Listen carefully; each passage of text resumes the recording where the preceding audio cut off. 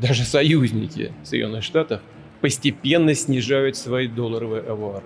Это видно по статистике. Lo que estamos viendo hoy en día es cómo la guerra entre Rusia y ese país que no puedo mencionar aquí en YouTube sacó a relucir un quiebre cada vez más fuerte que se viene dando entre Occidente, es decir, Estados Unidos y sus aliados de un lado, y las economías más fuertes de los países emergentes por el otro, que se niegan a poner sanciones a Rusia y en cambio se vienen alineando para hacer frente al poder del dólar y el actual orden mundial, con una nueva moneda, ya no basada en promesas, papel y mucho endeudamiento como nos tienen acostumbrados en Occidente, sino en activos reales. Y eso es lo que estamos viendo con el acercamiento cada vez más explícito entre Rusia, China, India, Brasil y otras economías, que están preparando un gran plan que lo cambiará todo y que traerá mayores tensiones, aunque ese plan casi no se habla en ningún lado. Y mientras tanto se prepara la adhesión de nuevos miembros a este bloque, entre ellos Argentina, Turquía, que es miembro de la OTAN, esa alianza militar antirrusa, e incluso Arabia Saudita, aliado tradicional de Estados Unidos, que hasta ahora había obligado a todo el mundo a pagar por su petróleo en dólares,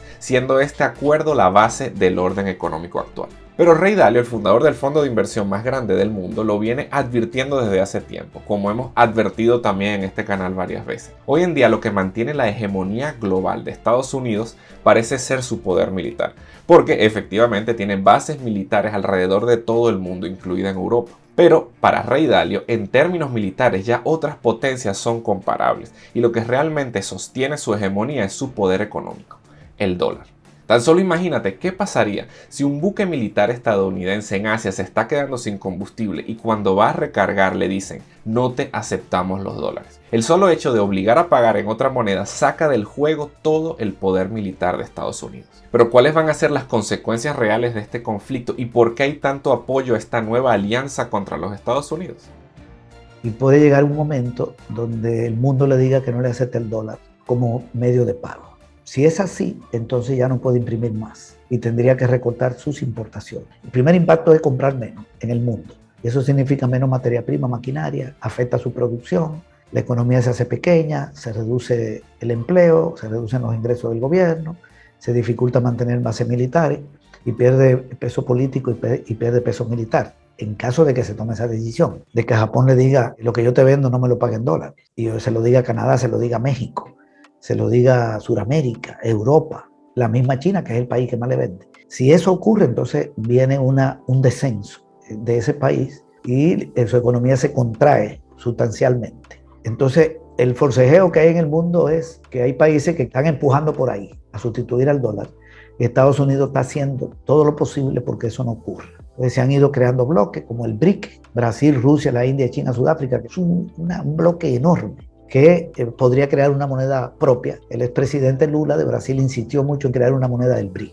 Pero bueno, Lula luego salió del gobierno y el BRIC no caminó tanto. Pero lo otro es la China. Solo China podría sustituir a Estados Unidos. O China con la India, Rusia, Brasil y Sudáfrica. Entonces esto se está configurando, se está fraguando. Un bloque económico por acá, China creciendo y Estados Unidos tratando de impedirlo, sobre todo utilizando la guerra como arma. Pero ¿por qué este bloque de países en crecimiento es tan peligroso para Estados Unidos y el orden mundial actual? Убеждены, сейчас как никогда востребовано лидерство стран БРИКС в выработке объединяющего, позитивного курса на формирование по-настоящему многополярной системы межгосударственных отношений. При этом можно рассчитывать и на поддержку многих государств Азии, Африки, Латинской Америки, стремящихся проводить независимую политику. Esos 4 países, Brasil, Rusia, la India y China, ya juntos, sí tienen el peso de Estados Unidos en la economía mundial. Ahí viene una gran amenaza. Esos países tienen el 50% de la población del planeta, y tienen el 30% de la superficie terrestre, y tienen en este momento como el 25% del PIB. En este momento, Estados Unidos ya tiene 23, ya cayó de 31 a 23. Pero además, esos países tienen las mayores reservas de divisa del mundo, más del 40%. Petróleo en abundancia, todo Brasil y Rusia. Gas, Rusia es el país con más gas del mundo, el 25%. Y tienen muchos minerales, carbón y muchos alimentos. Y economías como que se complementan. Lo que una produce la necesita la otra. Porque China no tiene tantos minerales, tiene, pero no tanto. Y lo tiene Rusia. Rusia no tiene tantos alimentos, pero lo tiene Brasil. Y ahí está la India, que es otro país que ha crecido muchísimo. Esa es la gran potencia a nivel de bloque. El G7 No se puede comparar con esto. Eso desapareció y por eso se creó el G20, que son el G7, metieron a China, Rusia, ahí está incluso Argentina, México y otros. Entonces, este BRIC es una amenaza. Y China, solo China, es una amenaza, que es el mayor exportador del mundo desde hace como 12 o 13 años y que apunta a superar a Estados Unidos en la producción. Pero el asunto es que esos países que ahora se muestran como un bloque firme que se une ante Rusia y están dispuestos a hacer colapsar sus propias economías, empobrecer a sus poblaciones y hasta a pasar frío, todo con tal de mantener las sanciones a Rusia, esos países en alianza hasta hace poco habían comenzado a mirar hacia el este, acercándose a Rusia y a China. En el año 2010 se da una reunión entre la canciller de Alemania, Merkel, y Vladimir Putin.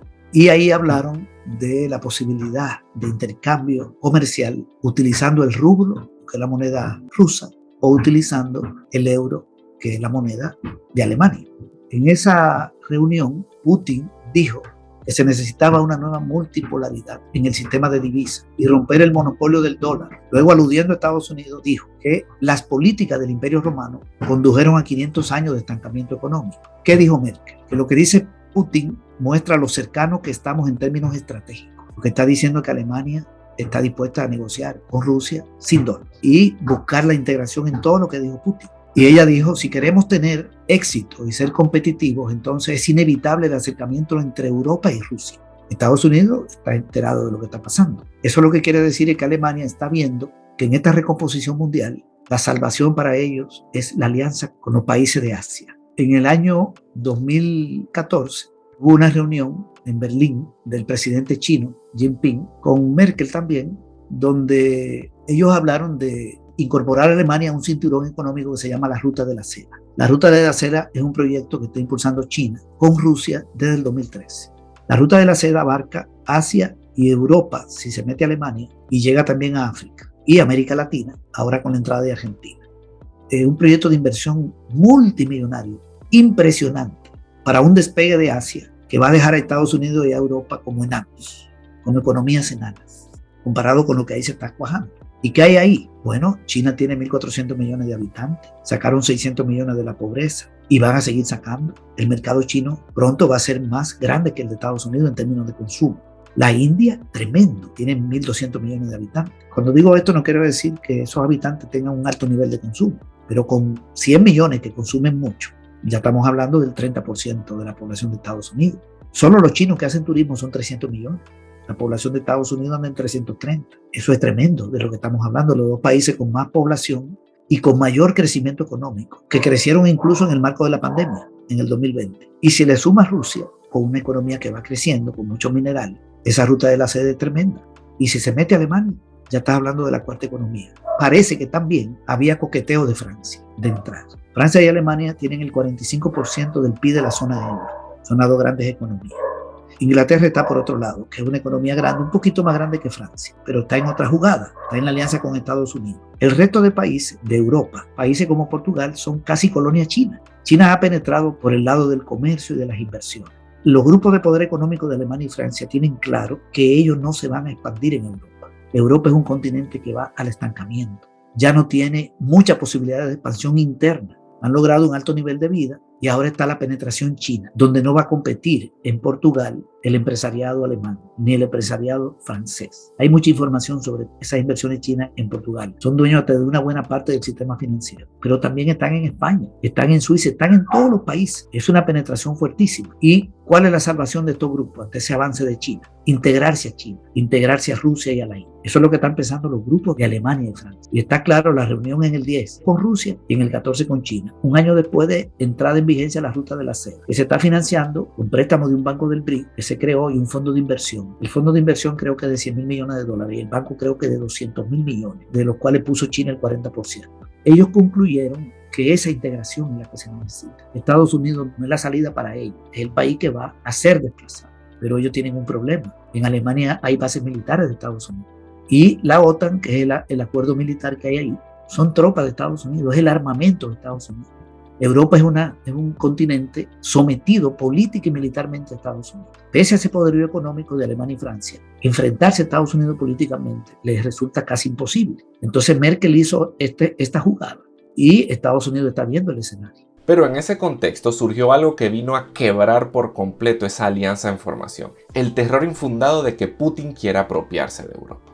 He has much larger ambitions in Ukraine. He wants to, in fact, reestablish the former Soviet Union. Y ahora tenemos la guerra de Ucrania, que está en la misma lógica, de debilitar a Rusia, de impedir que China se expanda hacia Europa, de que la India se expanda hacia Europa, frenar ese empuje, de impedir que Europa se alíe con el este europeo, que es Rusia, y llegar hasta China y a la India, que ya es Asia. Se está configurando eso, una alianza de Europa con Asia. Estados Unidos provoca esta guerra, lo impide, hay un conflicto en este momento, pero bueno, todo esto tiene que ver con esa posibilidad de que ese país sea sustituido como primera economía y de que su moneda deje de ser la moneda de referencia. Is how the sides align in Europe and in Asia. And we're seeing that. Who will support Russia? Who will deal with Russia? So when you look around, you can see India, Brazil, Indonesia, Mexico, Middle Eastern countries, and so on and so forth are still dealing with Russia. All countries are increasingly being forced to pick a side. When you see the president fly around the world and you see others flying around the world, that's basically, pick a side and here are the consequences. Pero esta tensión ya se veía venir. Por eso tanto Rusia como China y los demás BRICS se venían preparando desde hace años para este inevitable cambio de orden mundial. Lo primero que hizo China fue acumular muchas reservas en dólares. En el año 2000, 2001, 2002, toda esa década se convirtió en la primera potencia exportadora. Le vende a Estados Unidos, le compra y le saca 370.000 millones de dólares. Hubo un año que el superávit de China fue de 400.000 millones, una cifra increíble. Entonces China comenzó a acumular reservas en dólares. En este momento China tiene el 30% de las reservas monetarias del planeta, del mundo, de la divisa. La tenía en dólares y después comenzó a ponerla en euro, la puso también en oro, ha ido diversificando. Otro país que aumentó sus reservas fue Rusia, que tiene más de 600.000 millones de dólares en reservas monetarias. Por cierto, la mitad de ese dinero, 300.000 millones en euros y en dólares, que ya se lo congelaron. Prácticamente se lo apropiaron las naciones de Europa y de Estados Unidos en el marco del conflicto. Pero todavía 300.000 es bastante para una economía como la rusa, que lo tiene en la moneda china y también lo tiene en oro. Acumuló muchas reservas también Brasil. La India tiene altas reservas. Entonces, todos esos países desarrollaron el comercio y comenzaron a acaparar los dólares. Y Estados Unidos imprimiendo dólares con su maquinita y los dólares cayendo en China, a tal extremo de que luego China le devolvía esos dólares a Estados Unidos y le compraba bonos. Estados Unidos le mandaba papel y China le mandaba los dólares que le había sacado a través del comercio como préstamo. Y Estados Unidos le debía a China más de 2 billones. Es decir, que tiene un problema con China, digamos, triple. Primero, un desbalance comercial grande. China le saca el dinero. Luego, una deuda enorme que tiene que pagar con intereses. Y China entonces le saca vía intereses.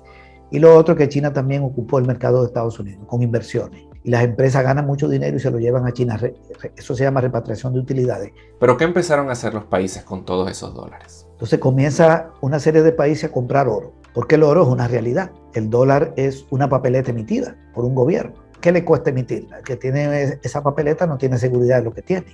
Pero el oro es un activo real. Y el precio del oro subió mucho. En el año 71 estaba en 60 y pico.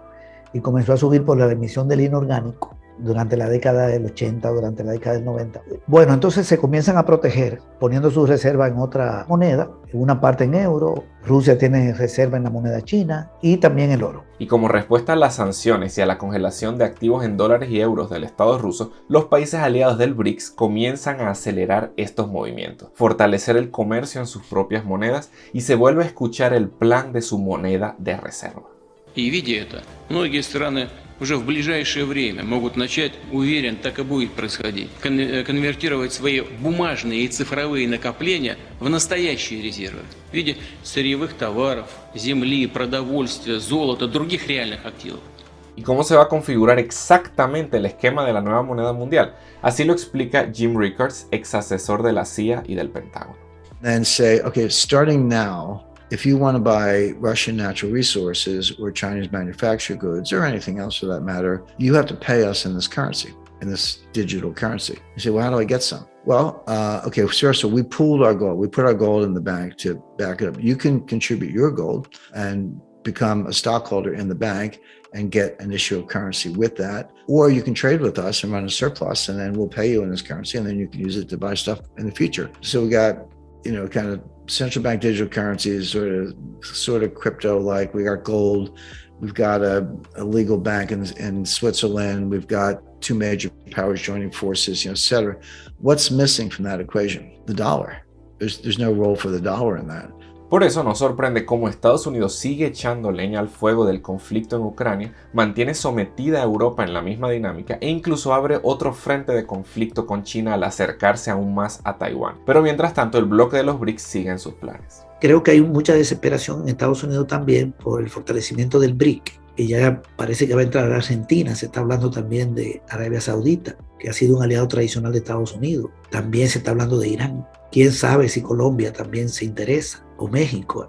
Habría que ver cómo evoluciona eso. Y sobre todo la victoria de Lula en Brasil, que va a significar un relanzamiento del BRIC. Ahí la gran economía es la China, y la segunda es la India, pero Brasil es la tercera, superior a Rusia.